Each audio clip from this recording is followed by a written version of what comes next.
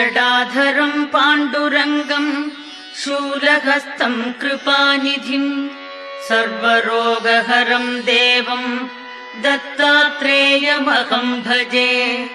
जगदुत्पत्तिकर्त्रे च स्थितिसंहारहेतवे भवपाशविमुक्ताय दत्तात्रेय नमोऽस्तु ते।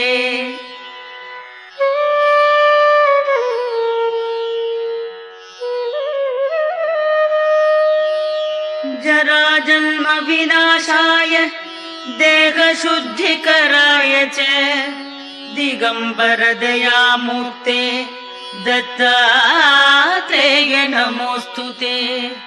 कर्पूरकान्तिदेहाय ब्रह्ममूर्तिधराय च वेदशास्त्रपरिज्ञाय दत्तात्रेय